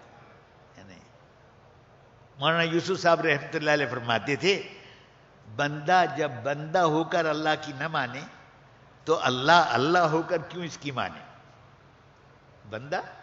بندہ ہو کر نہ مانے، تو پہلے میرا یہ کام ہو جائے پھر میں کروں گا. آدمی اس پہ قدم اٹھائے کہ میں کام کرتا ہوں، اللہ پاک کارساز ہے. کام ہو گیا، اللہ نے کر دیا. کام میں کمی رہ گئی، میں ہوتا تو کیا کر لیتا. جو گھر پہ ہوتے ہیں کیا ان کے سارے کام بن جاتے؟ اللہ تو کارساز ہیں. تو اس کے لیے محترم بھائی دوستو، ہم کوشش کریں کہ زیادہ سے زیادہ ہر مسجد کی جماعت کوشش کریں، ہر مسجد کے ساتھی کوشش کریں کہ زیادہ سے زیادہ اللہ کے راستے میں نکلنے کی ترتیب بنے. 4 مہینے کی چلے کی، پھر اپنی مسجد کی پوری ترتیب بنائیں. مسجد کی پوری ترتیب ہم انشاءاللہ 100% آبادی سے ملیں گے، ہر ایک کو 3 دن کے لیے نکالیں گے. اس کے لیے روزانہ کام کریں گے، روزانہ وقت لگائیں گے. ہر پرانے کے ساتھ 10 آدمی جوڑ کر 3 دن کے لیے بھیجیں گے. جب نئے آدمی زیادہ ہوتے ہیں، پرانے کم ہوتے ہیں، تو پھر نئےوں کو سیکھنے کا موقع زیادہ ملتا ہے. اور جب پرانے زیادہ ہوں، نئے 1-2 ہوں، تو ان بیچارے نئےوں کا تو نمبر ہی نہیں آتا.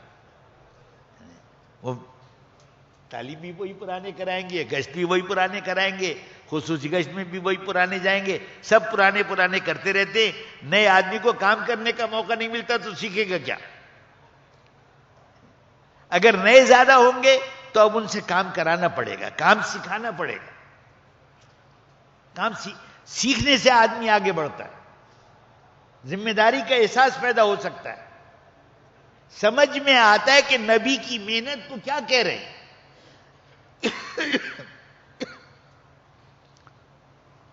اس نبیوں والی محنت کا اثر ہر گھر میں ہو. ہر گھر والے یہ سوچیں ساری دنیا میں دین پھیلانے کے لیے ہمیں کیا کرنا چاہیے. گھر میں تعلیم کا حلقہ بھی ہو. گھر میں ایک کونا بنا لیں. ایک کمرہ اگر کمرے کا ہی ہے تو ایک کمرہ اس کے لیے طے کر لیں کہ یہاں پر نماز بھی پڑھی جائے گی. گھر کی عورتیں نماز پڑھیں گی, تلاوت کریں گی, تسبیحات پڑھیں گی, ذکر کریں گی, تعلیم کریں گی.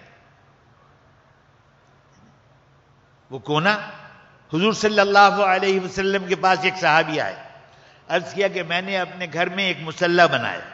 گھر کے اندر مسجد نہیں, مصلی بنایا. اس کو گھر کی مسجد بھی کہہ لیتے ہیں. میں نے گھر کے اندر مصلی بنایا ہے, آپ اس میں چل کے نفل پڑھ دیں تاکہ اللہ پاک برکت عطا فرمائے. حضور تشریف لے گئے, ان کے گھر میں جا کے نفل پڑھے. اسی جگہ پر گھر والے اعتکاف بھی کر سکتے, رمضان کا اعتکاف بھی اس میں کر سکتے. مستورات عورتیں. تو ہمیں حضرت محمد صلی اللہ علیہ وسلم والی محنت کو زندہ کرنا ہے. ابھی تو تبلیغ میں جو کوشش ہو رہی نا, اس محنت کو زندہ کرنے کی محنت کی جا رہی. محنت زندہ ہو جائے گی, پھر جتنا آدمی کے سامنے تقاضا ہوگا اتنا کرے گا. جب محنت زندہ ہو جائے گی تو جتنا تقاضا ہوگا اتنا کرے گا. مولانا یوسف صاحب رحمۃ اللہ فرماتے تھے, ہم جو کہتے ہیں کہ ملکوں میں 4 مہینے لگا کے واپس آ جاؤ, اس لیے کہ ابھی پکے نہیں ہیں. کہیں وہاں کی چیزیں اچھی لگنے لگیں تو وہیں دل نہ لگ جائے. اس لیے 4 مہینے لگا کے آؤ, پھر اس ماحول میں کام کرو, پھر نکلو. پکے ہوں گے تو جہاں جائیں گے علاقے کو بدل دیں گے. کیا بدلیں گے؟ کیا بدلیں گے؟ کوئی کسی سے ہمیں کچھ نہیں لینا. سب کا بھلا چاہتے ہیں, سب کا نفع چاہتے ہیں, آخرت کا بھی دنیا کی بھی. سب کی حفاظت چاہتے ہیں, سب کے لیے امن چاہتے ہیں, سب کے لیے عزت چاہتے ہیں, سب کا احترام چاہتے ہیں. ہر آدمی کا احترام کرنا ہے کہ آدم علیہ السلام کی اولاد ہے اور حضور کا امتی. حضور کے امتی, اس کی تو بڑی قیمت ہے. ہر امتی کو اپنے سے بہتر سمجھنا ہے. ہمارے اندر بڑائی حاصل کرنے کا جذبہ نہ ہو. اور محترم بھائی دوستو, یہ دولت جو ملتی ہے نا, تواضع مسلمان کے لیے اپنے آپ کو مٹا دینا, یہ گشتوں میں سب سے زیادہ ملتی, عمومی گشتوں میں. تو اب اس کے لیے اگر آپ حضرات سے یہ درخواست کی جائے کہ ہر مسجد والے بیٹھ کر یہ ترتیب بنائیں کہ ابھی کون نکل رہا ہے, اور جناب مہینہ بھر میں کون نکلے گا, 2 مہینے میں کون نکلے گا. پھر اجتماع ہے ہمارے ہاں نومبر میں انشاءاللہ, اکتوبر سے جماعتیں آ جائیں, کون سی سارے ملک میں پھریں, لوگوں کو اٹھائیں, دنیا کے ملکوں میں بھیجیں, اور جناب اپنے مقام کے کام کی ترتیب بھی بنائیں عزم کے ساتھ. تو ساری تشکیلیں بھی کریں اور مقام کی ترتیب بھی بنائیں. کیا مناسب ہوگا کہ مسجد وار بیٹھ جائیں یہ ترتیب بنانے کے لیے؟ کیا خیال ہے آپ کا؟ ایک ہے بات سن لی, نشستند گفتند برخاستند, کام پورا ہو گیا. ایک یہ ہے کہ عمل کی ترتیب بنائیں جس سے عالم میں تبدیلی آئے گی. نبیوں والے کام سے عالم میں تبدیلی خیر کی طرف آئے گی, کبھی شر کی طرف نہیں آئے گی. سب امن چاہتے ہیں, امن وہ نبی والے کام سے آئے. تو اس کے لیے کیا خیال ہے؟ ہر مسجد والے تیار ہیں اپنے یہاں ترتیب بنانے کے لیے؟